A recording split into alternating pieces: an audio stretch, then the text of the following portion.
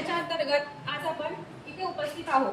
तर मंचावरचे मान्यवर पंचायत समिती सदस्य माननीय स्नेहा शिगवण मॅडम यांचं स्वागत तालुका कृषी अधिकारी अमोल साहेब यांनी करावं. विद्यापीठाची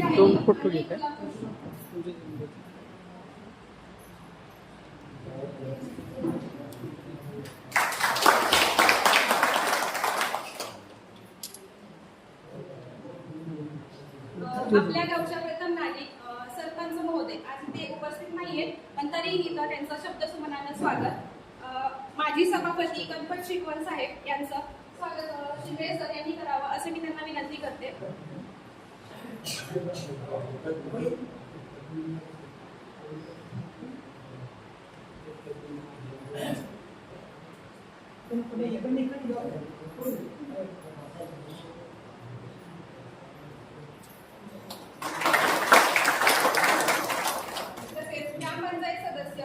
माननीय श्री समीक्षा वाघे यांचं स्वागत मी नाळे साहेब मंडळ कृषी अधिकारी पालशेत यांना विनंती करते की त्यांनी त्यांचं स्वागत करावं.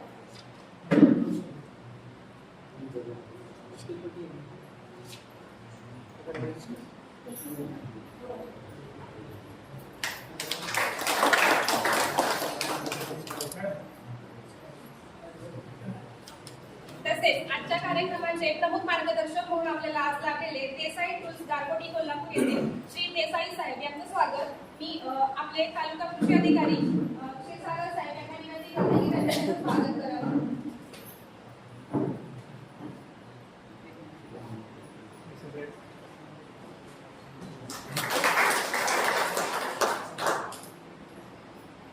तसेच श्री विजय जाधव श्री स्मृती ऑटोमोबाईल्स उमरत यांचं स्वागत मी माननीय श्री तिवळे सर मंडळ कृषी अधिकारी शृंगारतळी यांना विनंती करते की त्यांनी त्यांचं स्वागत करावं.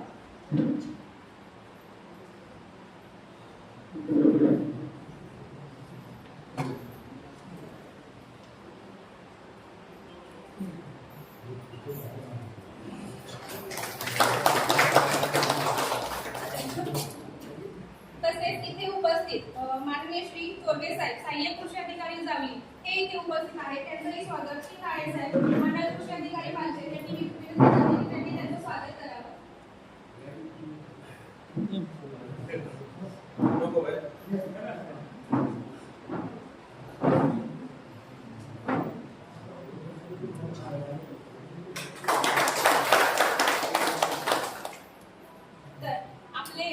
आपलं कृषी विभाग आणि आपल्या शेतकरी यांचे एक संबंध असतो. तर आता इथे उपस्थित सर्व शेतकरी इथे उपस्थित आहेत. त्यातले प्रतिनिधी म्हणून प्रगतशील शेतकरी मी इथे लक्ष्मण कुंभार की जे 20-25 वर्ष झालं कलिंगड शेती करत आहेत, तर ते इथे उपस्थित आहेत. त्यांनी आज त्यांचं स्वागत मी आपले माननीय श्री तालुका कृषी अधिकारी अमोल साहेब यांना विनंती करते की त्यांनी त्यांचं स्वागत.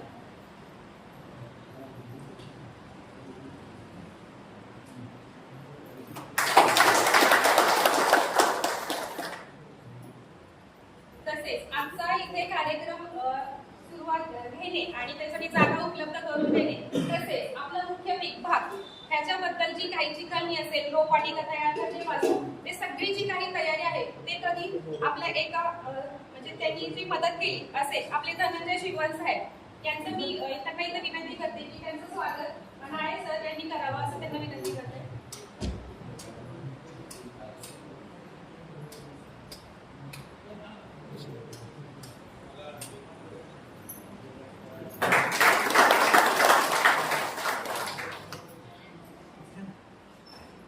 तसेच इथे उपस्थित सर्व शेतकरी बांधवांचं शब्दसुमनाने स्वागत. तर तसेच आता पुढे कार्यक्रमाची काही रूपरेषा प्रस्तावना आहे. तर मी आपले तालुका कृषी अधिकारी यांना विनंती करते की त्यांनी पुढील प्रस्तावना. सर्वांना नमस्कार. नमस्कार.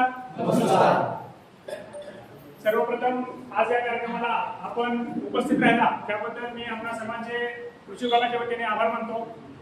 आजच्या आपल्या कार्यक्रमानिमित्त आपल्या व्यासपीठावर उपस्थित आदरणीय शिगवण मॅडम, आदरणीय वाघे मॅडम आणि आपल्या सर्वांना मार्गदर्शक म्हणून लाभलेले जे कोल्हापूरहून आलेले कोल्हापूर गारगोटी या तालुक्यात आलेले श्री देसाई साहेब आणि जावली तालुका जिल्हा सातारा येथून आलेले श्री चोरगे साहेब, तसेच उमरज तालुक्यातून आलेले श्री विजय जाधव साहेब या सर्वांचं देखील मी इथं स्वागत करतो आणि आभार देखील मानतो.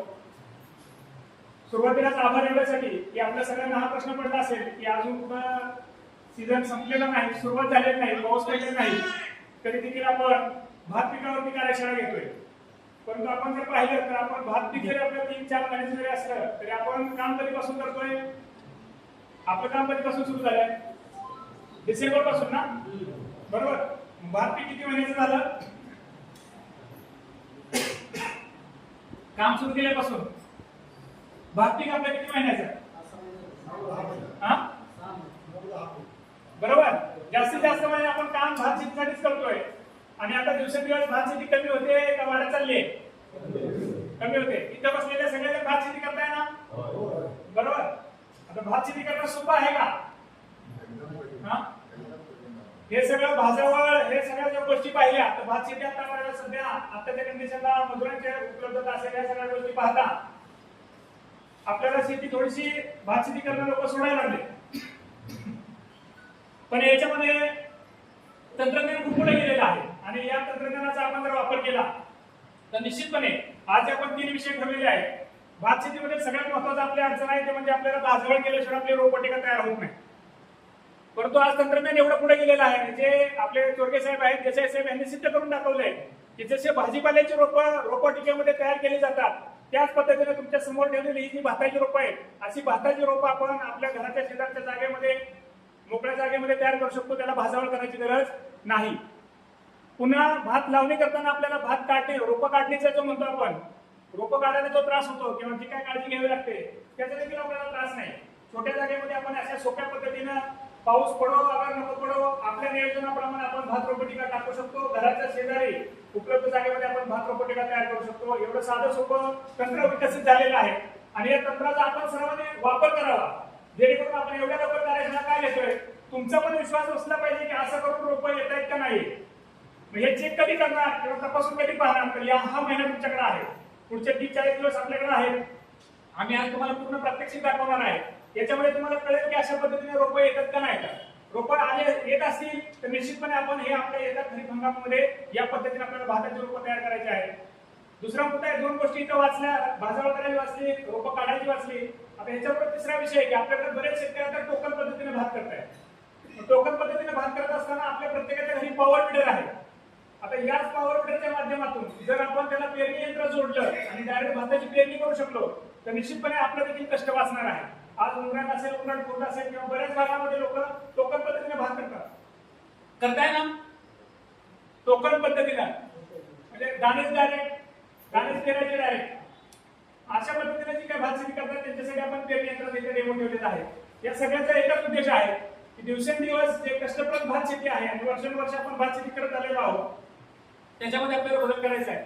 तर अधिक मी आपल्या वेळ न घेता आपला इथं तांत्रिक सत्र होईल, तिन्ही मार्गदर्शकांचं मार्गदर्शन होईल. त्यानंतर आपण प्रत्यक्ष शेतावरती प्रात्यक्षिक पाहणार आहोत. मान्य आहे थोडंसं ऊन आहे परंतु आजच्या दिवस थोडंसं सगळ्यांनी सहन करावं अशी मी सगळ्यांना विनंती करतो. आणि पुन्हा एकदा सर्व मान्यवर आणि आपण इथं कार्यक्रमासाठी उपस्थित राहिला त्याबद्दल कृषी विभागाच्या वतीने आपल्या सर्वांचे आभार मानतो आणि मी इथं थांबतो. धन्यवाद. आता आपल्या कार्यक्रमाला आपले गावचे प्रथम नागरिक सरपंच मॅडम सौ प्रगती प्रकाश मोहिते यांचे इथे आगमन झालेले आहे. तर त्यांचं स्वागत मी आपले तालुका कृषी अधिकाऱ्यांना विनंती करते की त्यांचं इथं स्वागत करावं.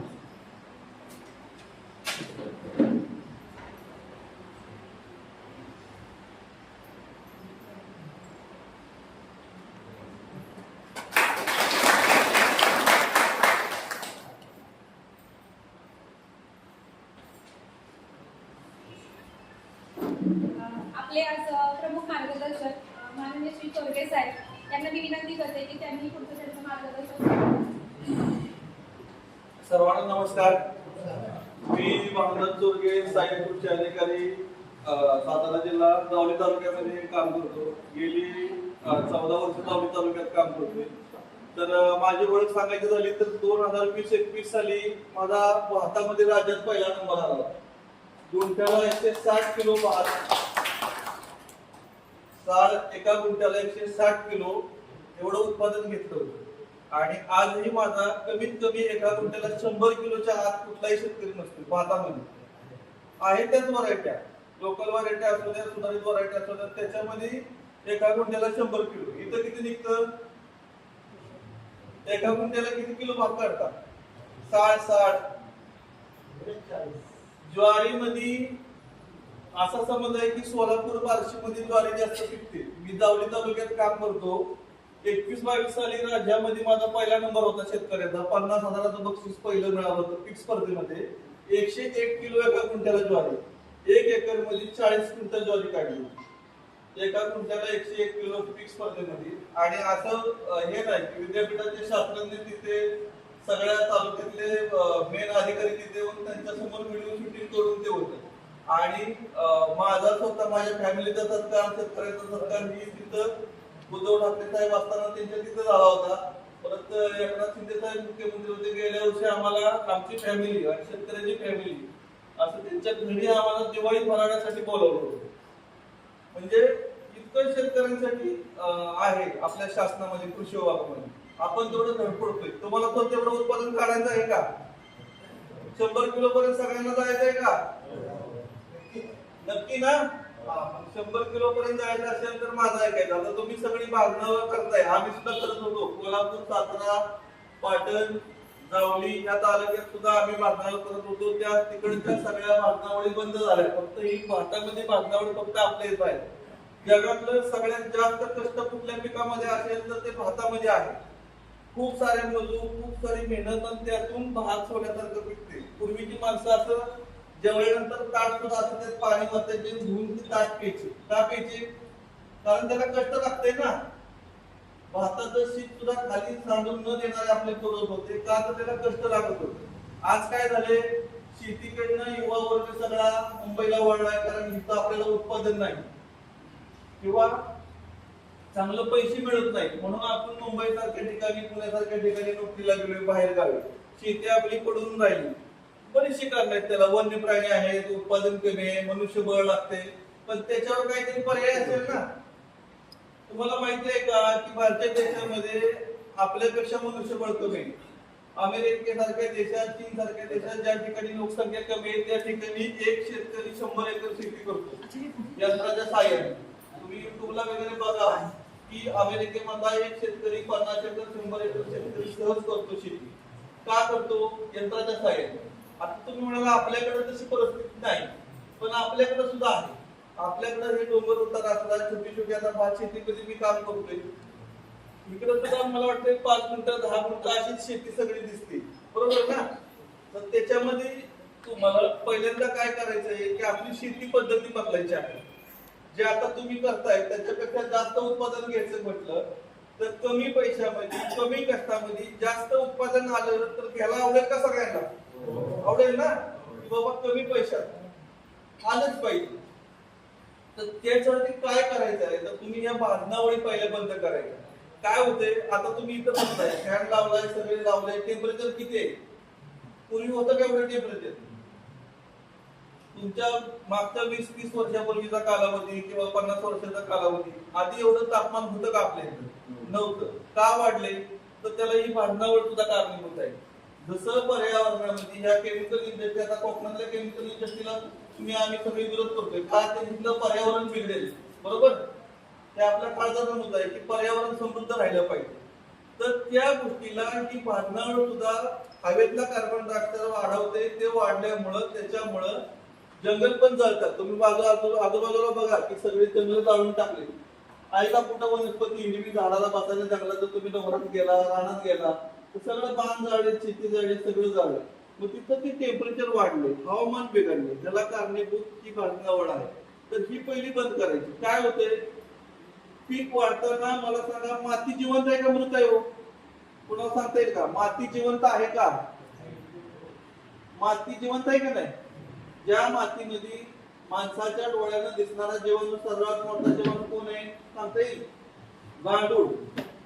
आपल्या डोळ्यानं दिसणारा जीवाणू म्हणजे गांडूळ हा जिवंत मातीत असतो. आणि तो ज्या ठिकाणी दिसतो त्याला जिवंत माती म्हणतात. ज्या मातीत गांडूळ दिसत नाही ती माती मेलेली समजायची. आता आपल्याकडे फायदा एक असा आहे की पाऊस खूप आहे. जरी तुम्ही केमिकल वापरली तरी येणाऱ्या पावसानं ती केमिकल आपल्या मातीतनं धुवून खाली जातात. आपण सपाट जमिनीमध्ये नाही. तुम्ही सोलापूर, बार्शी किंवा पंढरपूर ह्या भागात गेला तर त्या भागात डोंगर दिसत नाही, सगळं सपाट जमिनी. मग सपाट जमिनीमुळे केमिकल कुठं धुवून जात नाही, ते जमिनीतच केमिकल राहते. आपल्याकडे डोंगराकडे जमिनी असल्यामुळे केमिकल त्या मातीतनं फ्लशिंग होते आणि खाली नदीला निघून जाते. त्यामुळे तो एक आपल्याला चांगला आहे की आपल्याकडची माती ही विषारी नाही, चांगली आहे. मग याला आपण काय करायचंय, त्याचाच फायदा घेऊन आपण सेंद्रिय उत्पादन आणि चांगल्या पद्धतीचं कमी खर्चाचं उत्पादन आपण घ्यायचंय. आता अनवधनानं गेल्या वर्षी काय झालं आमच्याकडं की 15 मे ला पाऊस झाला. तो पाऊस साधारण 7 जून पर्यंत एक 8-15 दिवस थांबतो आणि सातारा तालुक्यातल्या, जावळी तालुक्यातल्या पेरण्या ह्या त्या मधल्या जून 15 जून ते 27 जुलै पर्यंतच्या पेरण्या जून जुलै मध्ये पेरण्या सगळ्या ओळखतात. पण झाली अशी परिस्थिती की मे ला चालू झालेला पाऊस हा 15 ऑगस्ट आला तरी पाऊस थांबला नाही, प्रचंड पाऊस. मग त्या पावसामध्ये माझ्याकडे अडचण अशी झाली की भात लागणीवाले शेतकरी माझे जवळचे फार, की त्यांचं करायचं काय. मग त्याच्यावर मी ठरवलं काहीतरी केलं पाहिजे, पण भात लागवड ही झाली पाहिजे, पर्याय नाही. मग आम्ही काय केलं की मी स्वतः कोकोपीटच्या रोपवाटिका केल्या. आता तुम्ही बाहेर प्रचंड पाऊस असेल तर चिखलातनं कोरडी माती आणू शकत नाही. बाजारात सहज कोकोपीट मिळतं. साधारण 25 किलोची बॅग ही 8 ते 10 रुपये किलो कोकोपीट असते. त्याच्या प्रमाणात 200-250 रुपयाला मिळते. 10 रुपये किलोच्या पेक्षा जास्त काही कोकोपीट फार महाग नाही. आपण धानच असेल मला वाटतं तिथं दर पण धानच आहे ना. तर ते मी कोकोपीट आणलं. त्याच्या रोपवाटिका आम्ही माझ्या सगळ्या सजामध्ये केल्या, त्याचे व्हिडिओ बनवले. आणि इंटरनेट चालू झाले तर ते दाखवले युट्यूबला. तर ते एका एकरासाठी 80 किलो कोकोपीट लागते. एका एकरासाठी 80 किलो कोकोपीट, 16 किलो भाताचं बी आणि फक्त 2 किलो कुठलंही रासायनिक खत. मग त्याच्यामध्ये सुपर फॉस्फेट उपलब्ध असेल तर सुपर फॉस्फेट वापरू शकता. सुकला तुमचा 15-15 असेल तर तो वापरू शकता. डीएपी वापरू शकता. पण डीएपी पेक्षा 15-15-15 किंवा 19-19-19 किंवा तुम्ही हे वापरायचे सुपर फॉस्फेट 2 किलो 80 किलो ह्याला तुमचं कोकोपीटला आणि 1 किलो पोटॅश फक्त टाकायचं. आणि त्याच्यामध्ये तुमच्याकडे घरातल्या चुलीची राख वगैरे असेल ना भाताच्या रोपवाटिकेसाठी, तर त्या कोकोपीट मध्ये राख सुद्धा थोडीशी छोटं एक घामेल्यावर राख टाकून मिसळून त्या कोकोपीट मध्ये सगळं मिक्स करून घ्या. आम्ही काय केलं की एक प्लास्टिकचा कागद हातरला, 3 फूट रुंदी 10 फूट लांबी, त्याच्यामध्ये 1 एकराची रोपवाटिका होती. आणि कोकोपीटचा थर किती दिला, आपल्या बोटाच्या पेरा एवढा. बोटाचा पेरा म्हणजे फक्त अर्धा इंचाचा थर दिला कोकोपीटचा. आणि त्याच्यावर भात असा हाताने विस्कटून दिलं. विस्कटून दिल्यावर त्याच्यावर थोडासा सिंगल परत तेवढाच कोकोपीटचा थर दिला आणि ते टाकलेलं बियाण्याचं प्लास्टिकच्या कागदानं झाकून घेतलं. झाकून घेतल्यावर ते तिसऱ्या दिवशी उघडलं. तिसऱ्या दिवशी उघडल्यावर ते सगळं उगवून आलं होतं. 15 ते 17व्या दिवशी रोप एवढ्या उंचीचं होते. आता हे समोर जे दिसतंय ना तुम्हाला, हे 17 दिवसाचं रोप आहे. मी गेल्या आठवड्यात व्हिडिओ बनवत होते, पण 14-15 दिवसाचं रोप होतं. म्हणजे हे 15 ते 20 दिवसात एवढं रोप तयार होते. आता त्याच्यामध्ये तुमची शंका अशी येतील की तेवढ्या ह्याच्यामध्ये भाताचं रोप वाढतं का, बरोबर ना. तर हे असं वाढतं. हे मातीमध्ये बनवलंय. त्याच्यामध्ये 2 पद्धतीने करू शकता तुम्ही, की मातीत बी करू शकता आणि कोकोपीट मध्ये बी करू शकता, काही प्रॉब्लेम नाही. आणि याच्यामध्ये वाढ पण चांगली होती. सगळे अन्नद्रव्य मिळतात. वाढ आता ही तुम्हाला काढू की सगळी दिसते का. आता आपल्याकडे सवय काय आहे की रोपवाटिकेमध्ये पेंडाची अशी गाठ मारता आली पाहिजे, एवढं भात वाढावं लागते. तर त्याच्यामध्ये ड्रॉबॅक तुम्हाला सांगतो. हे जे रोप आहे हे भाताचं रोप आहे, बरोबर. त्याच्या खाली पांढरा भाग दिसतोय का तुम्हाला. इथून खाली पांढरा भाग एक असतो, म्हणजे इथून वरचा हिरवा आणि इथून खालचा पांढरा. हे लावताना जर आपण असं खोचून लावलं तिथपर्यंत तर त्याला फुटवा येत नाही. जेवढं कमी खोलीवर लावलं तेवढा त्याला फुटवा येतो. दुसरी गोष्ट, भात लावल्यानंतर 10 दिवस त्याला सेटिंग व्हायला जातात. म्हणजे आज तुम्ही भात लावलं, तुम्ही काय म्हणता, त्याचं पाणी सोडायला नको, जरा चिखल घंट झाला पाहिजे, भात आवळलं पाहिजे. आणि नंतर मग ते जे 10 दिवसाचा पिरियड आहे का, तो अनेक एक्स्ट्रा वाढतो आणि त्याची वाढ होत नाही. लवकर भात लागणी केल्याचा फायदा काय होतोय आमच्या इकडे एका रोपाला 80 ते 100 फुटवे असतात. तुमची जी रोप संख्या आहे ती रोप संख्या 1.5 लाख रोप संख्या एकरी झालीच पाहिजे. त्याशिवाय ते जे फुटवा आहे त्याला तेवढा फुटवा येत नाही आणि त्याला उत्पादन तेवढं येत नाही. म्हणून साठी जी लागण आहे, आता तुम्ही म्हणाल की आम्ही मॅटवर का करायचे, आमच्याकडे मशीन नाही म्हणून आम्ही कोकोपीट वरती रोपवाटिका का करायची. तर फक्त मिशन ज्यांच्याकडे आहे त्यांनीच कोकोपीटची रोपवाटिका करायची असं नाही. गेल्या वर्षी माझ्या 8 गावामध्ये पूर्णपणे प्रत्येक गावात 50 एकर ते 100 एकरची लागवड ही कोकोपीटवर झाली.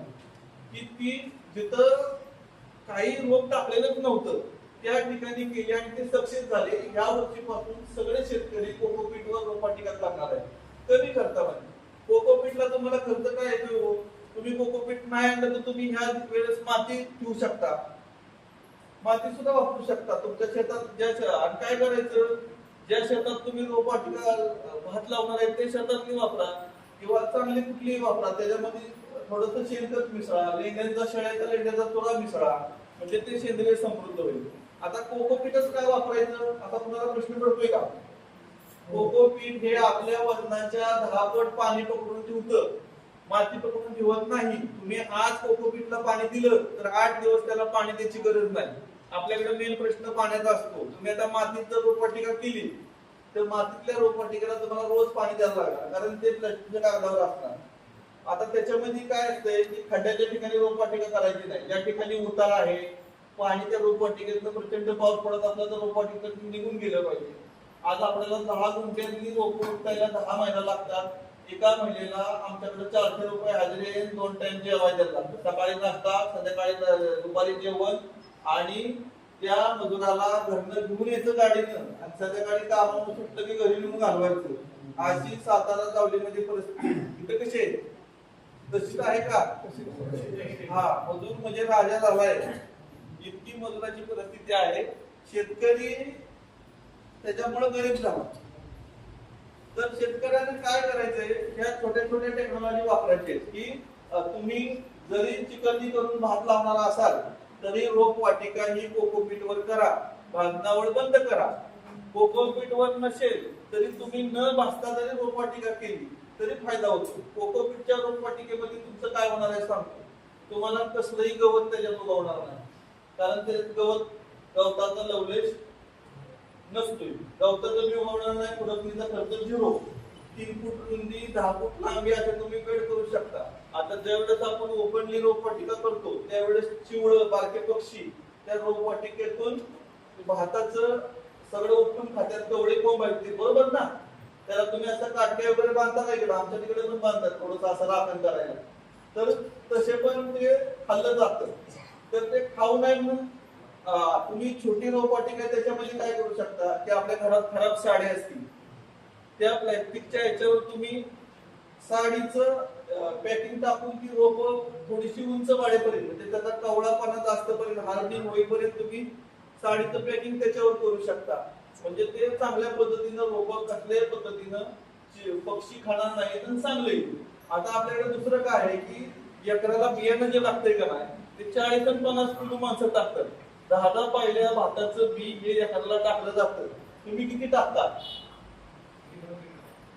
पायलीवर टाकता का किलोवर? 2 किलो ते संकरित असेल, तर संकरितला कमी लागतं.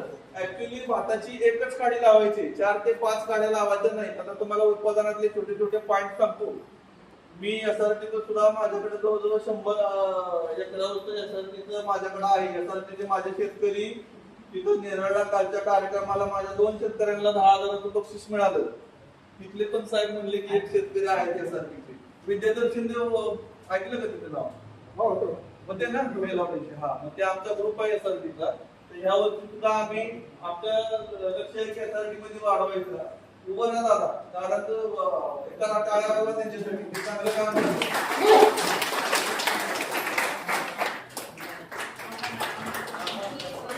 एक ओळख सांगते. 2019 ला गोपाळ जगरे ठाण्यात अडून यांनी 2019 ला आपले स्वतः मनसावळे साहेब आले होते. त्यांच्या मार्गदर्शनाअंतर्गत अडून मध्ये 2024 पासून ते आतापर्यंत एकदाही चिखलीकरण केलेला वेळ आपल्याला तिथे बघायला आहे.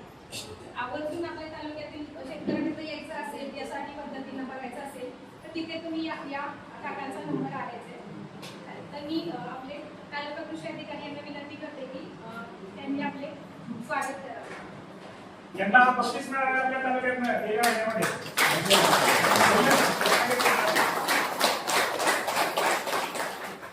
मागच्या वर्षीमध्ये 115 किलो याचं उत्पादन आलं होतं.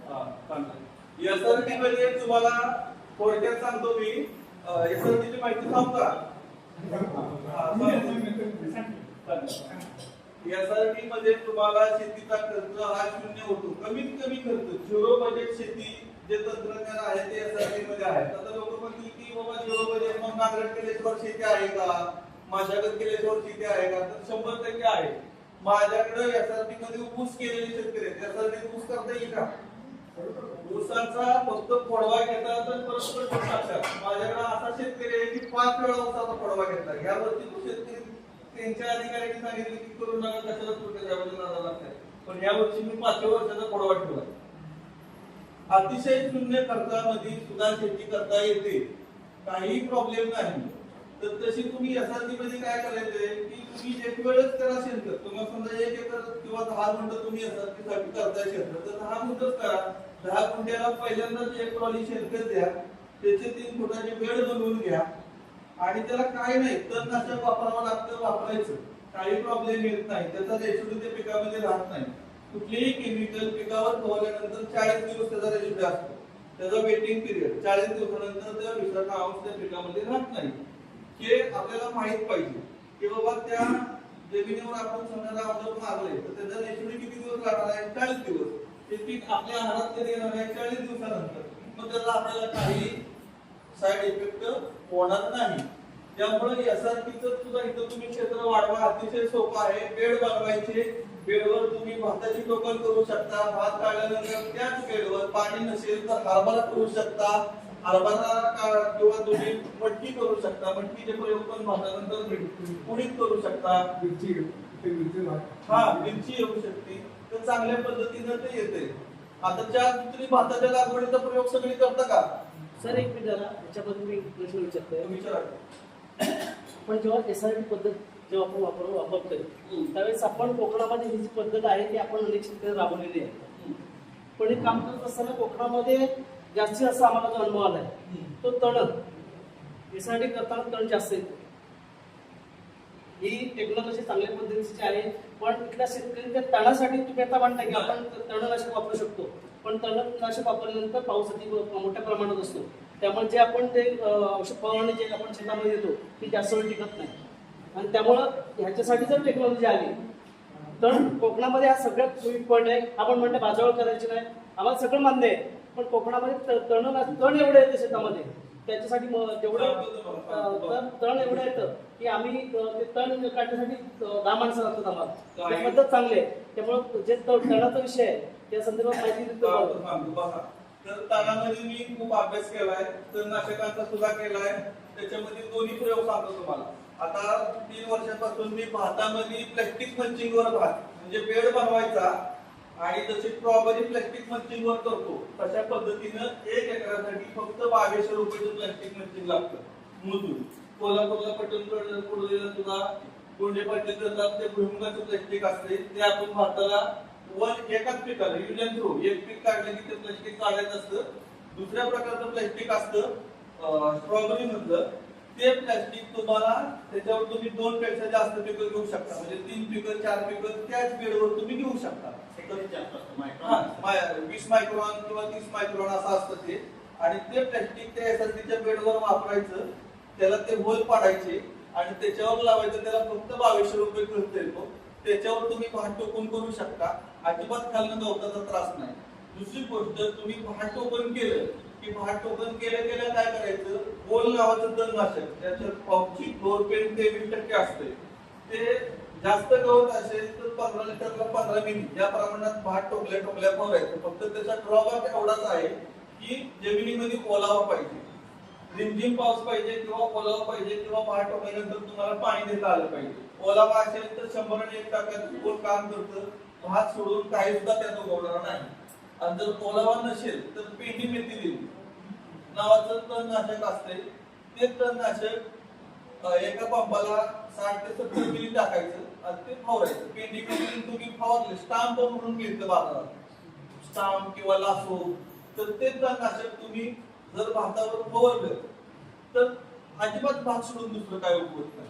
आता भात उगवल्यावर काय करायचं, तुमचे जर भात लागणीचं भात असेल तर आता त्यावेळेस मी प्रयोग केले की तुमचं साथी म्हणून तणनाशक आहे. किती जणांनी वापरलंय सांगता येईल का? चिखलांना साथी वापरता का? पायावरती सल्फाईन नाही ना, तर ते आमच्या अधिकारी तुम्हाला ते उपलब्ध करून देतील. तर ते तणनाशक जे आहे का नाही, ती एका एकराला फक्त 80 ग्रॅम वापरायचं. 80 ग्रॅम म्हणजे तुम्हाला 10 ग्रॅमची 20 ग्रॅमची पुडी मिळती. 10 गुंठ्यासाठी 20 ग्रॅमच्या पुढे असतात. तर ते काय करायचं, तुमचा चिखल झाला का नाही, की चिखल झाल्यावर तुम्ही गाभ्यागाभर माती घ्यायची. एवढी 10 गुंठ तुमचा चिखल असेल तर 20 ग्रॅमची पुडी त्या कोरड्या मातीत मिसळायची. कोरडी माती तुमच्याकडे उपलब्ध नसेल तर तुम्ही रासायनिक खत युरिया सारखं तुम्ही त्या चिखलावर टाकतच असता. त्यावेळेस ती साथीची 20 ग्रॅमची पुडी त्या 10 गुंठ्यासाठी जे चिखल केलेला आहे त्याच्यामध्ये ती टाकायची. युरियामध्ये गाभ्यागाभर युरियामध्ये टाका. ती चांगली मिक्स करून घ्या आणि चिखल पूर्ण होऊन तुमचं चिखल यंत्र बाहेर निघालं की त्या चिखलावर एकसारखं फुगून द्यायचं. त्याचं कोटिंग तयार होतं. ते कोटिंग तयार झाल्यानंतर तुम्ही भात लागण करायची.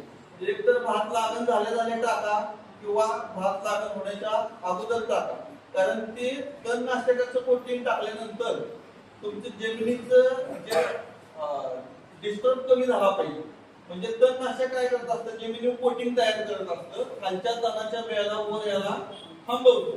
आता त्याच्यामध्ये तुम्ही 80 ग्रॅम पेक्षा जास्त वापरू शकता. म्हणजे एका गुंठ्याला तुम्ही 40 ग्रॅम सुद्धा साथी वापरू शकता. पण त्याची अडचण अशी होती की साथी जर जास्त प्रमाणात वापरलं आणि पुढचं पीक समजा तुम्ही हरभरा किंवा द्विदल कोणतेही घेतलं, द्विदल पीक एकदम सोडून म्हणजे भातावर समजा गहू घेतला काय प्रॉब्लेम येणार नाही, मका असेल काही प्रॉब्लेम येणार नाही, ज्वारी असेल काही प्रॉब्लेम येणार नाही. परंतु हरभरा किंवा तुमचं पुडी किंवा दुसरं कुठलं पीक घेतलं आणि साथी जर जास्त प्रमाणात वापरलेला असेल तर थोडस व्हायला प्रॉब्लेम देतं. कारण त्या तणनाशकाचा जे इफेक्ट असतो तो पुढं महिनाभर असतो पीक निघाल्यानंतर सुद्धा. कारण ते पीक निघालं तर दुसऱ्या गवताला वर येऊ देत नाही, एवढं साथी भारी.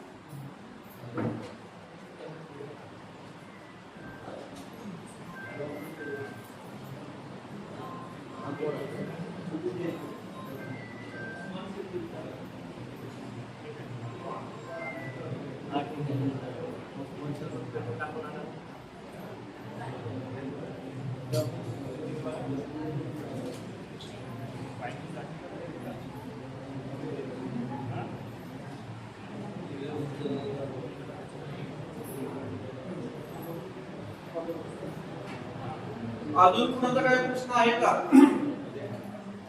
आता इथं वासाच्या व्हरायटी करता का? इंद्रायणी सारख्या, बासमती सारख्या? इंद्रायणी नाही. इंद्रायणी केलेलं नाही केलं. कुठली व्हरायटी करतात? किती दर असतो किलोला कांदा? सध्या सह्याद्री वगैरे हायस्ट दर असणारी व्हरायटी कुठली? काही ठिकाणी आपल्यासारख्या ठिकाणी काय होतं, आपला हा डोंगर भाग आहे, इथे इंद्रायणी येऊ शकते वासाची. प्रयोग करून बघा. आता मी स्वतः माझ्या शेतकऱ्यांची इंद्रायणी 75 ते 80 रुपये किलोला आत्ताचा दर आहे. थोडस जास्त नाही पण थोडासा प्रयोग करून बघा. एक 5 किलो समजा एक 10 किलोची बॅग आहे तर थोडे थोडे शेतकऱ्यांना 1-1 किलो 2-2 किलो असतं.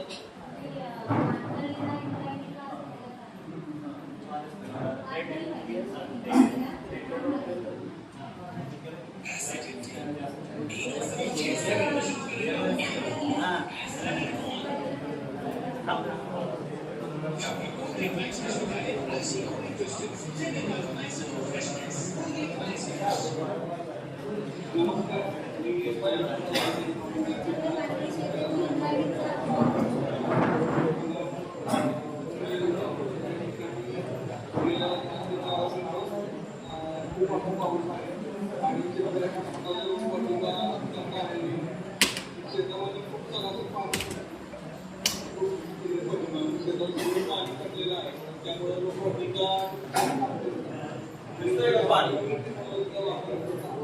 आता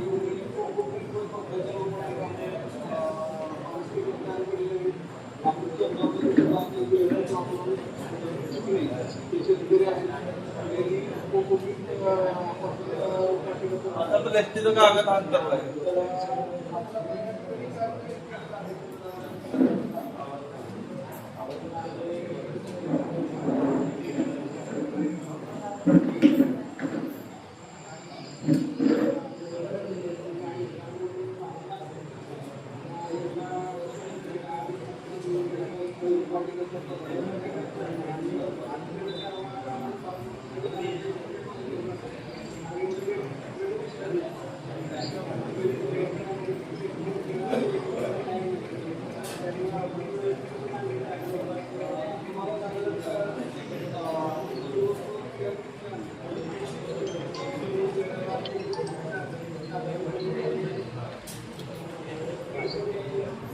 हॅलो.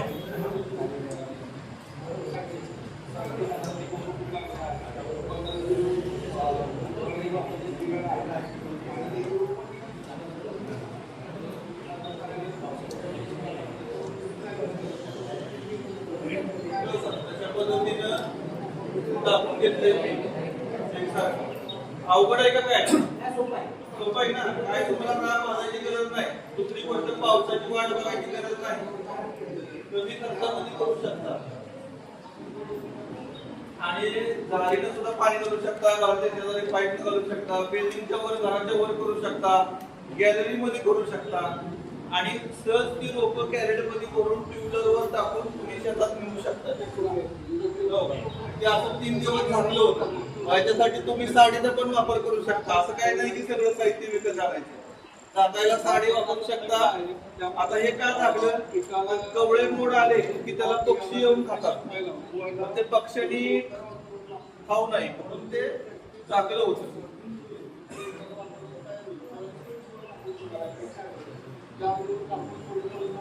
मोड आले की बघायचं, मोड आले की काढून ठेवायचं.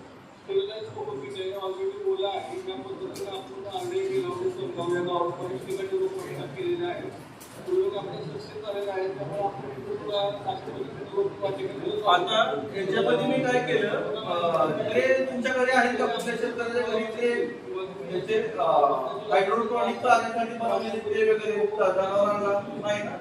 तर ते ऑफिस ट्रे जे असतोय ते एवढ्या साईजचा असा ट्रे असतोय, असा ट्रे असतोय. असे ट्रे मध्ये सुद्धा आपण बनवले रोपवाटिका की एका ट्रे मध्ये साधारण ह्या माझ्या याच्या एवढा एक ट्रे, असे 1 एकरासाठी 160 ट्रे लागतात. 150 ते 160 ट्रे. तर त्याच्यामध्ये आपण ट्रे मध्ये भाताचं बियाणं कमी लागतंय, 10 किलो बियाणं लागतं एकरासाठी. तर त्या ट्रे मध्ये 160 ट्रे मध्ये 10 किलो बियाणं टाकलं आणि ट्रेला होल न पाडता सुद्धा फक्त भाताला लागेल एवढं पाणी त्या रोपावनी शिंपडायचं आणि ते पोल्ट्री शेड मध्ये ठेवले होते आपण. पोल्ट्री शेड मध्ये ते ठेवून 15 दिवसाचं रोप तयार झालं. ते रोप त्यातनं काढून डायरेक्ट लावून टाकले.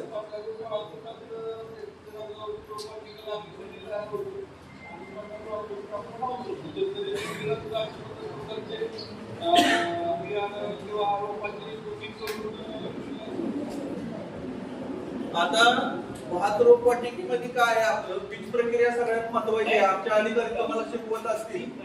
भातामध्ये काय होते, उदबत्ती आधार म्हणजे ती भाताची लोंबी आहे ती उदबत्तीसारखी होती, दिसतं का? काजळी येते, असे बारीक बारीक फोड येतात. तर ते कधी येतात? काढणीच्या टाइमला येते. पण त्याचा उद्भव हे पेरणीच्या बियाण्यापासून चालू होतो. म्हणून ते बाळाला जे लसीकरण करायचं आहे ते आधीच बियाण्याला बीज प्रक्रिया म्हणजे लसीकरण आहे. आपण प्रत्येक गोष्टीमध्ये लसीकरण महत्वाचं असतं. जर सुदृढ बाळ पाहिजे असेल, सुदृढ पीक पाहिजे असेल तर त्याला चांगल्या पद्धतीचं लसीकरण करणं महत्वाचं. तर त्यासाठी आता आमच्या अधिकारी मे मध्ये बीज प्रक्रिया मोहीम राबवतात. ती मोठ्या प्रमाणात राबवायची. भातामध्ये काय करायचं, तुम्ही विकतचं भाताला कुठलंही आणा, त्याच्यामध्ये 10 लिटर पाण्यात प्रत्येकाच्या घरात मीठ असते.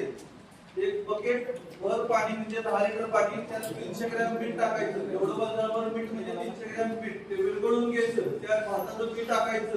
टाकल्यानंतर तरंगणारं मीठ फेकून द्यायचं. तळाला जाणारं मीठ बाजूला काढायचं. काढलेलं मीठ परत स्वच्छ पाण्यातनं धुवून घ्यायचं, एका बंपटावर सुकून द्यायचं.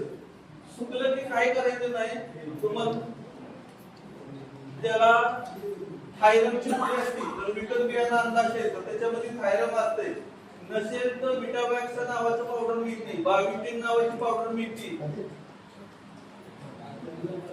तर ती पावडर किंवा साप नावाची पावडर मिळते, साप मध्ये सुद्धा बायोटिन असतं, तर ती पावडर 1 किलोला 3 ग्रॅम घ्यायची आणि ती पावडर त्या ओल्या बियाण्यावर टाकून बोटावर घेऊन खाली वर करायची, सुकून द्यायचं आणि ते बियाणे पेरणीसाठी वापरायचे. त्या बियाण्याला कोणताही रोग येणार नाही निश्चित.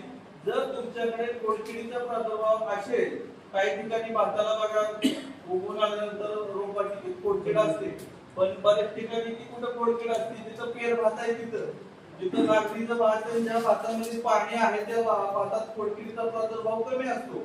परंतु जिथं पेर भात लागणीचं भात त्या ठिकाणी खोडकिडीचा प्रादुर्भाव असतो. मग त्या ठिकाणी काय करायचं, ऍक्ट्रा म्हणून औषध मिळतं, थायोमेथाझॉन, तर ती जी लिक्विड किंवा पावडर मध्ये मिळेल, लिक्विड मिळालं तर 1 किलोला 2 मिली आणि पावडर मिळाली तर 1 किलोला 2 ग्रॅम या प्रमाणात तुम्ही बुरशीनाशक झालेली कीटकनाशकाची बीज प्रक्रिया त्याला करायची आणि ते बियाणं तुम्ही पेरणीसाठी सुकवून वापरायचं. म्हणजे तुमचं खोडकिडीचा पण प्रादुर्भाव होणार नाही आणि मर पण होणार नाही, चांगल्या पद्धतीनं येणार. आपल्या उत्पन्न वाढीमध्ये दुसरा एक ड्रॉबॅक काय असतो की आपण लागणी कधी करतो की आज बी टाकायचं, लागणीचं काय सुद्धा नियोजन नसतं, कधी बी लावायचं. तर त्याच्यामध्ये नियम असा आहे की तुमची व्हरायटी जर हळवी असेल 105 ते 110 दिवसाची, तर ती व्हरायटीची लागण ही 17 ते 21 दिवसापर्यंत झाली पाहिजे. 22वा दिवस सुद्धा लागला नाही पाहिजे. तुमचं रोप आज टाकले की तुमची लागणीची झाली फिक्स झाली, हे लक्षात ठेवायचं. तुमचं इंद्रायणी सारखं महान जर महान असेल 135 ते 140 दिवसाचं, तर ते 30 दिवसापर्यंत चालतं, जास्तीत जास्त 35 दिवसापर्यंत. पण 35 दिवसाच्या पुढे रोप नाही गेलं पाहिजे. आपण काय करतो, कधी तुम्हाला मिळेल चिखलाला किंवा कधी काय होईल तोपर्यंत त्यावेळेस करतो, तसं नियोजन अजिबात करायचं नाही. तिसरी गोष्ट, चिखलनी करणार असाल तर तुम्ही रोप वाटिका कुठेतरी एका बाजूला करता, बाकीचं शेत स्वच्छ करून तसं टकाटक मध्ये ठेवता, तसं करायचं नाही. तुमच्याकडे कारळा असतोय, चवळी असते, घरात जे काही कडधान्य असते, समजा ताक त्यांच्या नाही मिळाला, घरात 5 प्रकारची कडधान्य असतात, ती सगळी कडधान्य मिक्स करायची, राहिलेल्या शेतात फुकून द्या आणि ती चिखलणीच्या वेळेस चिखल करून गाळा. मी म्हणत नाही की ती एवढी मोठी झाली पाहिजे, एवढी असू द्या, ती गाळा, त्याचं हिरवळीचं खत तयार होईल. 1 एकराला जर तुम्ही हिरवळीचं खत तयार केलं तर तुमचा हिरवळीचा पाला हा 2 टनापर्यंत 2000 किलो तुमचं हिरवळीचं खत त्या पिकाला भेटतं. त्यातून तुमचं 200 किलो नायट्रोजन त्या पिकाला मिळतो. तुम्हाला विकत युरिया घालायची गरज नाही. आज तुम्हाला सांगतो, लिहून देतो, गॅसचा दर वाढलाय. आज आपण जे रासायनिक खतं वापरतोय ना, ती सगळी ह्या पेट्रोल पिकवणाऱ्या देशातून येतात. युरिया असू दे, डीएपी असू दे, रासायनिक खतं ही पेट्रोकेमिकल्स आहेत. म्हणजे तेथून पेट्रोल डिझेल काढल्यानंतर जे गाडी कचरा त्यांचा राहतो, शिल्लक केमिकलचा अंश, त्यातून रासायनिक खतं बनवली जातात. सगळं एक्सपोर्ट वर बाहेरून होते, बाहेरून आलेल्या खतावर आपण जगतोय. जर तुम्ही हिरवळीची खतं वापरली, सेंद्रिय खतं वापरली, जीवामृत वापरलं, तर तुम्हाला बाहेरच्या खतावरचा अवलंबित्व कमी होईल आणि तुमचं उत्पादनामध्ये 100% वाढ होईल. बरोबर ना? मग त्या गोष्टी तुम्ही करा, तरच तुमचं उत्पादन वाढेल. यांत्रिकरणाचा वापर करा. सर बोलणार आहेत, मिशन खूप छान आहे. मी मागच्या 10 वर्षापासून छोट्या मिशनीमध्ये अभ्यास करतोय. त्या पद्धतीचं मला मिशन मिळालं होतं. मी दापोली कृषी विद्यापीठात सुद्धा तिथं यांत्रिकरण विभागात गेलो. त्यांनी सुद्धा जे यंत्र बनवले ते चायनाचं कॉपी आहे. ते असं फिरवायला लागतं आणि ते फिरवायला लागतं. दुसरी गोष्ट, त्यानं रोप व्यवस्थित जशी ज्या यंत्रामध्ये आहे तशी वेगळ्या पद्धतीने लागतात. त्याच्यामध्ये वेगळं आहे, हे असं पोचायचं आहे. बरं, तशा पद्धतीचं तुम्ही यंत्र कुठलंही वापरा, काही प्रॉब्लेम नाही. पण कृषीमध्ये यांत्रिकरणाचा वापर करा, ही माझी विनंती राहील तुम्हाला. की मनुष्यबळ कमी लागेल. काढणीला सुद्धा आपण यांत्रिकरण वापरतोय. आता छोटे रिपर निघाले, महाडीपीटी मध्ये आमच्या रिपोर्टला अर्ज करू शकता. त्याच्यामध्ये पेंढा बांधणीचा सुद्धा रिपोर्ट आहे आणि तुम्हाला पेंढा नसेल बांधायचा तर एका साईडला पडतं त्याला आपण 80,000 ते 90,000 पर्यंत अनुदान देतो एका रिपोर्टला. 50% अनुदान आहे रिपोर्टला. साधारण 1.5 लाख ते 2 लाखापर्यंत चांगला DCFचा रिपोर्ट उपलब्ध आहे. तो तुम्ही घेऊ शकता. म्हणजे तुमचा काढणीचा प्रश्न मिटेल. मळणी यंत्र भाताचं हाताने बडवायची गरज नाही. पॅडल मध्ये आहे, मिशन मध्ये आहे. ते साहेब टाकतील मी त्याला व्हिडिओ टाकेल. इव्हन 25,000 ते 30,000 मध्ये डिझेल इंजिनवर चालणारं मळणी यंत्र आहे. ते सुद्धा तुम्ही वापरू शकता. एक माणूस फक्त धरून त्याला मळू शकतो अशा प्रकारे. आता युरिया ब्रिकेट मध्ये जे अतिरिक्त रासायनिक खताचा वापर करताय ती एका एकराला फक्त 70 किलो ब्रिकेट लागतात. एका ब्रिकेटचं वजन हे 2.7 ग्रॅम असतं आणि एका गुंठ्याला 300 ब्रिकेट फक्त लागतात. 1.25 किलो 1 किलो 250 ग्रॅम ब्रिकेट ह्या एका गुंठ्याला फक्त लागतात. एकराला 70 किलो लागतात जास्तीत जास्त. तर त्या ब्रिकेटचा तुम्ही वापर केला तर विद्यापीठाने जेवढं उत्पादनाचा रेशो तुम्हाला दिलाय की बाबा एखाद्या व्हरायटीचं उत्पादन एका गुंठ्याला 25 किलो आहे, 30 किलो आहे, 50 किलो आहे, तर सरासरी एवढं उत्पादन तुम्हाला काढायचं असेल तर त्या पद्धतीमध्ये ब्रिकेटचा वापर. आता मी हिरवळीचं खत सांगितलं तुम्हाला, त्याच्यामध्ये तुम्ही ग्रीन उत्पादन सुद्धा पाला वापरू शकता. पण शेतकरी कष्ट करायला मागत नाही. भालून वजी उचलून कुठं शेतात टाकणार आहे ते शेतातच तुम्ही हिरवळीचं खत करायचं. कधी करायचं? ज्यावेळेस तुम्ही रोप टाकणार आहे त्यावेळेस. दुसरी गोष्ट तुम्ही युरिया ओळींचं लावणार आहे दोरीवर. तिसरी गोष्ट तुम्ही ब्रिकेटचा वापर. आता ब्रिकेट काय करतो? बरेचसे शेतकरी ब्रिकेट आणले की चुरवून टाकतात. चुरवून टाकायचं नाही. ती ब्रिकेट कशासाठी बनवली की आपली भात शेती जी कशी असते कंटिन्यू त्यात पाणी वाहत असते. वरच्या शेतातनं पाणी येतं, खालच्या शेतात निघून जातं, बरोबर. मग ते पाणी वाहिल्याबरोबर रासायनिक खतही पाण्यात विरघळतात. तुम्ही नुसता युरियावरनं फक्त आत्मिक समाधानाची मी खत टाकून आलो याचा माहितीच येणार, परंतु ते खत खालच्या टोकाच्या माणसाला वेळ मिळालेला असते, त्याचा काही उपयोग नसतो. तर ती ब्रिकेट बनवली कशासाठी की युरिया आणि DAP 60-40 60% DAP 40% युरिया असं ते प्रमाण करून ती प्रेस करून 2.7 ग्रॅमची गोळी बनवली. ही गोळी तुम्ही भाताच्या 4 पद्धतीमध्ये 15 बाय 15 सेंटीमीटरचा जो छोटा चौकोन आहे त्या चौकोनात एक गोळी खवायची आहे. त्या गोळीचा तुम्ही वापर करू शकता. आता तुम्ही म्हणाले की माझ्याकडे खवायला मजूरच उपलब्ध नाही, बरोबर ना? एवढे एकरभर गोळ्या मी कशा खवायच्या, बरोबर का नाही? एका किलो मध्ये 300 गोळ्या बसत्यात तर माझ्या 70 किलो मध्ये किती गोळ्या होणार? तेवढ्या गोळ्या मी खावणार कशा, बरोबर ना? मी त्याच्यावरचा प्रयोग केला की 70 किलो गोळ्या एकरात लागतात तर 100 किलो गोळ्या चिखलावर ठोकायच्या. पूर्णपणे ठोकून दिल्या चिखलावर. चिखल केल्या ठोकल्या की त्या चिखलामध्ये ज्या वेळेस आपल्या महिला भगिनी लावत मागे त्यांना त्यावेळेस त्या गोळ्या त्यांच्या पायानं खाली दाबल्या जातात चिखलामध्ये आपोआप आणि त्या चिखलामध्ये तसेच राहतात. तर त्याच्यामध्ये तुम्ही भात लागवड केली की ते आपोआप त्याला लागू होते. दुसरं काही करायची गरज नाही. तुम्ही सातारकडून इथं जर मिशन नसेल तर सातारवरून आमच्या अधिकारी तुम्हाला गोळ्या उपलब्ध करून देतील. हा मग तर छान आहे उलट. तर ते युरिया DAP ब्रिकेट चेचून न घालता जर खवायच्या होत नसतील तर त्याच दिवशी वापरल्या पाहिजे. तुम्ही 8 दिवसानं चिखल आल्यावर वापरून उपयोग नाही. कारण काय होतं भाताची एकदा सेटिंग झाली मुळाची, सेटिंग झाल्यानंतर त्याला लगेच खायला लागतं. म्हणजे हळूहळू त्यातला अमोनिया नायट्रोजन रिलीज झाले की पहिल्या टप्प्यात त्याला ते होतं आणि ते त्याला मिळायला सुरुवात झाली की ते पीक चांगलं येते. 80 ते 100 फुटवा आलाच पाहिजे. एका गुंठ्याला 100 किलो भात मिळालंच पाहिजे. जर ते उत्पन्न चांगलं येते. पुढचा व्हिडिओ साईज दाखवते. फोटो बघा. हे जे सर कसे करायचं ना कसे पण बनवतात ना बोला बियाणे बनवतात बियाणं आवडेल हे करायचं. आपण जे आपल्याला शेतकरी घेतात संकरित बियाणं अतिशय असतं. त्या बियाण्याला प्रयत्न करायला लागेल का? लागते. संकरित सुद्धा करायची, सुधारित सुद्धा करायची, विकत आणलेल्या बियाण्याला प्रक्रिया करायची. भाताला कंपल्सरी भात मीठ स्वस्त असते. मिठाच्या पाण्याची प्रक्रिया 100% करायची. त्याच्यात अजिबात शेतकऱ्याने हायवे करायची नाही.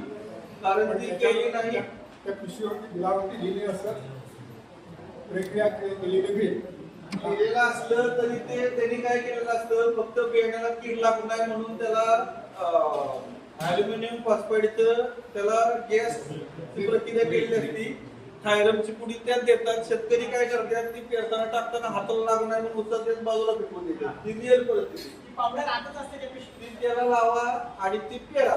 परंतु भातामध्ये मिठाच्या पाण्याची प्रक्रिया आहे ती कंपल्सरी करायची. आता त्याच्यामध्ये दुसरी एक प्रक्रिया आहे उष्णजल प्रक्रिया. आता आपल्याकडे नसेल ती, पण ती नको करू.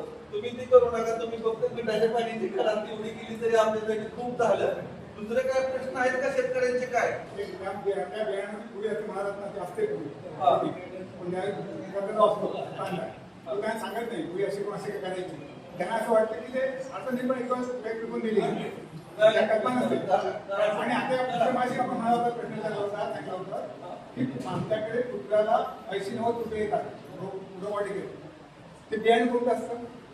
ते फुटवे बियाणं सगळ्यात गावठी भाताला सुद्धा तेवढेच फुटवे येतात. त्याचं कारण आहे नियंत्रित लागवड. दाट लावायचं नाही.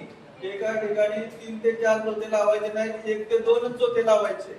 दुसरी गोष्ट, तुमची लागण ही 25 बाय समजा दोरीवर लावणार आहे 25 बाय 15 सेंटीमीटरवर झाली तर ठीक. नाहीतर तुम्ही 25 बाय 25 सेंटीमीटरवर लावा. एक 6 ओळी झाल्या की 1.5 फुटाचा गॅप ठेवा. भातामध्ये 1.5 फुटाचा गॅप ठेवायचा शेतामध्ये अखंड ओळ. तर त्याचा फायदा काय होतो, कीड नियंत्रणासाठी सुद्धा होतो आणि त्याच्यामध्ये हवा फिरती राहिल्यामुळे उत्पादन वाढते, फुटवे चांगले येतात. जेवढं व्हेंटिलेशन चांगलं राहील. तुम्ही ऊसामध्ये आता 10 फुटाचा आले, दोन ओळीमध्ये ऊस 10 फूट का लावतात तर त्याचं व्हेंटिलेशन चांगलं राहिलं की फुटवायचं. तसंच भातामध्ये संकरित भात जर लावत असाल तर 25 बाय 25 सेंटीमीटरवर लावाय. एका स्क्वेअर मीटरला फक्त 25 रोपं आली पाहिजे आणि त्याच्यामध्ये 30 रोपं आली पाहिजे. एका स्क्वेअर मीटरला 30 रोपाच्या वर टेप टाकून बघायचं. 30च्या वर 31 जरी झाली तरी तुमचं उत्पादन कमी होणार आहे. 30 रोपं एका स्क्वेअर मीटरला झाली पाहिजे. तुम्ही टेप करायचा आणि 30 रोपं मोजायची. 25 ते 30 रोपं असतील तर तुमचं एका गुंठ्याला 100 किलो उत्पादन माझ्याकडनं लिहून घ्यायचं. एका म्हणजे खर्चिक आहे ना.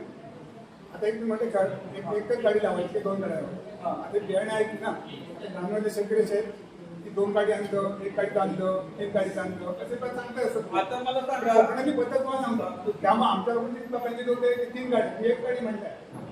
एक काय म्हणताय मला कसं SRI आणि SRT फरक सांगा मला. SRI आणि तुमचं लेक्चर आहे. काय होतं माहिती का, आम्ही काय म्हणतो शेवटी व्यावसायिक असल्यामुळं शेतकरी आपण आज सगळ्या पद्धतीमध्ये तुमचा चौथा विषय आहे ना, त्यासाठी नव्हे. आपण SRT विषय ठेवलेलाच आहे. शेतकरी मित्रांनो, थोडं तोडके साहेबांनी आपल्याला डिटेलमध्ये विषय सांगितलेला आहे. थोडक्यात मगाशी त्यांनी सांगितलं त्याच्यामध्ये अशा पद्धतीने त्यांनी प्लास्टिक कागदावरती रोपवाटिका तयार केल्या होत्या.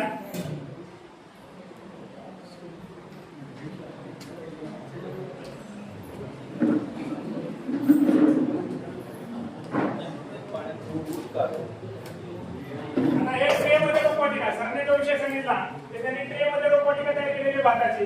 म्हणजे याच्यावर सांगायचं एवढं आहे की भातावळीला साधारणतः एका गुंठ्याला 5 मनुष्यबळ लागतं. आपण जर विचार केला सकाळ मगाचपासून ते विषय सांगताय याच्यामध्ये आपल्याला आपल्या जी काही भाताची शेती आहे त्याचं मोजमाप माहित पाहिजे. किती गुंठे आहे, आज आपली भात शेती कशावरती आहे, किती वाफे म्हणतात काय म्हणतात त्याला, किती दळे आहे, पण तो दळा किती लांबी रुंदीचा आहे हे आपल्याला माहित पाहिजे. तरच त्याला बियाणे किती वापरायचं, त्याला खत किती वापरायचं, बाकीच्या सगळ्या गोष्टी आपल्याला कळणार आहे. म्हणजे या हंगामामध्ये माझी आपल्या सर्वांना इथं उपस्थित असलेला विनंती आहे की सगळ्यांनी पहिली आपली शेती मोजून घ्या. तो दळा किती लांबी रुंदीचा आहे ते सांगितल्याशिवाय हे पुढचे काही होऊ शकत नाही. तुमचं आता बियाणं आहे, सुरुवातीला आपल्याकडे वजन काटे नव्हते म्हणून आपण काय करत होतो, पाहिजे असेल, चिपटा असेल, मापटा असेल त्यांनी मोजत होतो. पण आता बाजारात वजन काटे आले. प्रत्येक गुंठ्याला प्रत्येक एकराला बियाणे किती वापरायचे ठरलेलं आहे. घरचं जरी असेल तरी आपण बियाणं मोजूनच घेतलं पाहिजे. आता एक थोडेसे फोटो दाखवतो. या अशा पद्धतीने त्यांनी रोपवाटिका तयार केलेल्या आहेत चोरके साहेबांनी. ट्रे मधले बघा, हे ट्रे मध्ये सगळी रोपवाटिका आहे. डायरेक्ट आपण बस उचलायचा शेतात घेऊन जाऊ शकतो, काहीच प्रॉब्लेम नाही. रोप मोठं झालं पाहिजे, एकदम जाड झालं पाहिजे. जेवढं थोडा जाड रोप तेवढं उत्पन्न कमी, तेवढा फुटवा कमी. जेवढ्या कमी दिवसाचं भाताचं रोप तेवढं उत्पन्न जास्त, तेवढा फुटवा जास्त. आणि साहेबांनी सांगितल्याप्रमाणे जे काही तुम्ही रोप लावणार आहे त्याच्या चारी बाजूने किमान कमीत कमी इथभर अंतर चारी बाजूने मोकळं पाहिजे. आपल्याकडे काय होतंय, जास्त रोपवाटिका तयार करायची आणि रोप टाकून द्यायला नको म्हणून आपण घट्ट लावून करायची. जेवढी घट्ट लावण तेवढा कीड आणि रोप जास्त, तेवढं ओल होण्याचं प्रमाण जास्त, डोंबी भरत नाही आणि आपलं उत्पन्न कमी येतं. त्यामुळे जेवढ्याला शक्य आहे तेवढं आपल्याला पातळ लागवण करायची आहे, घट्ट लागवण करायची नाही. अशा पद्धतीने शेताच्या बांधावरती प्लास्टिकच्या कागदावरती रोपवाटिका तयार केलेल्या आहेत. दिसते का सगळ्याला रोपं तयार केलेली? सगळ्यात जास्त भाषावर करण्यासाठी काम पुन्हा लागतंय, पुरुषांना का महिलांना? आता इथं ज्या कोणी उपस्थित आहेत त्यांनी लक्षात घ्या, आपल्याला वेळ आहे अजून 1.5 महिना. 1.5 महिन्यामध्ये तुम्ही प्रयोग करून हे यशस्वी होतंय का नाही होतंय याची टेस्टिंग करू शकता. आमचे सगळे जे काही सहाय्यक कृषी अधिकारी आहेत, कृषी विभागाचे सगळे जे व्यक्ती आहेत ते तुम्हाला मदत करणार आहेत. आपण सगळ्यांनी अशा पद्धतीची रोपवाटिका छोटी छोटी आता सुद्धा करायला हरकत नाही. बघू शकता तुम्ही, हे लक्षात आलं? पाईप ठेवल्या होत्या त्याच्यावर साडी टाकली होती. नंतर ती काढली साडीमधून, पक्षी गावड्यात टाकली. हा विषय कळला सगळ्यांना? आता थोडा वेळ जरी झालेला असेल तरी हा विषय आतापर्यंत आपण न ऐकलेला आहे. आतापर्यंत आपल्याला एकच माहिती आहे, भाषावर करणे आणि भात रोपवाटिका तयार करणे. थोडासा सरांना आपण जास्त वेळ तेवढ्यासाठी दिलेला आहे. यानंतर आपण प्रात्यक्षिक बनणार आहोत. पण त्यापूर्वी आपल्याला जे काही यंत्र बनवलेलं आहे त्या यंत्राला आपण डेमो करणार आहे. त्या डेमोचं आपण थोडंसं एक व्हिडिओ सुरुवातीला बघू, त्यानंतर देसाई साहेब आपल्याला याची पूर्ण माहिती देणार आहे.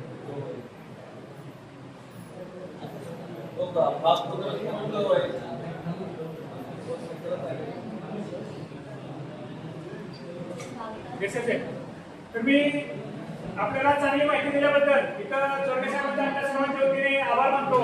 आणि आपले पुढचे जे व्यक्ती आहेत श्री देसाई साहेब त्यांना विनंती करतो की त्यांनी आपलं मार्गदर्शन सुरू करावं. पहिल्यांदा आपल्या सगळ्यांचा आभार इथं आल्याबद्दल आणि सन्माननीय व्यासपीठानं आम्हाला संधी दिल्याबद्दल. तर आपल्याला जे आमचं मशीन आहे ते सुद्धा गुणगान स्वतः गाण्यात काय अर्थ नाही. तर याच्यात पहिला बेनिफिट काय असेल तर स्त्रियांची पूर्णपणे मुक्तता होणार ते शेतीवर. पूर्णपणे स्त्रियांना जो त्रास आहे शेतीचा आपल्याकडे रोप लावण्यासाठी मुख्यत्वे स्त्रियाच लावतात आणि तो पूर्ण असणार आहे. दुसरं म्हणजे उत्पादनात साधारण 20% बचत येते, तो एक विषय वाटतो. हे 2 गोष्टी आपल्याला इथं होणार. आणि त्याच्यापेक्षा मी आमचे काय बोलण्यापेक्षा मी प्रत्यक्ष स्वतःच घेऊन आलो आहे. आमचे इंजिनिअरिंग असल्यामुळे मला काय भाषण बघता येणार नाही, तुम्हाला पेजवर मी दाखवतो. आणखी एक गोष्ट मला आवडतं इथं सांगितली की आपले चोरगे सर आहेत त्यांचं एक ऑथेंटिक चॅनल आहे. ऑथेंटिक म्हणजे कसं, अजून आपण हा जो कार्यक्रम केला त्यात आपण ज्यावेळी युट्यूबमध्ये आजकाल आपण बघतोय मार्केटिंग होतंय किंवा डुप्लिकेशन होतंय किंवा व्हिडिओ कट करून एकमेकाला एडिट करून दिले जातात, तसं युट्यूब किंवा इंटरनेटच्या माध्यमातून काय जे बघताय त्याच्यावर काही विश्वास ठेवू नका. प्रत्यक्षात ज्यावेळी आपण समोर एखादी गोष्ट बघतोय किंवा आपल्या जवळचा किंवा माहितीतला माणूस सांगतोय त्याच वेळी ती अप्लाय करा किंवा ती तुम्ही ग्रहण करा, त्याशिवाय काय करू नका. तर ते सरांचं एक चॅनल आहे आपल्याकडे, म्हणजे यूट्यूब चॅनल स्मार्ट शेतकरी सातारा म्हणून. तर त्या माध्यमातून तुम्हाला म्हणजे ऑथेंटिक माहिती मिळेल. ते सबस्क्राईब सगळ्यांनी करून घ्या, म्हणजे तुम्हाला आपले हे घाटाच्या खाली आणि वर सुद्धा दोन्ही साईडला ती प्रत्येक गोष्टीची माहिती, शासकीय कार्यक्रमांच्या बाबतीत काय होते, पाणी फाउंडेशन असेल किंवा विद्यापीठचे कार्यक्रम असतील तर ते संकलन करत असतात. तर त्या ह्याच्यात तुम्ही ते सगळे करा. आणि आमच्या बाबतीत म्हणाल तर हे आम्ही आता हे तुम्हाला आता ते व्हिडिओवर दाखवतो काय असेल काय सांगण्यापेक्षा आमची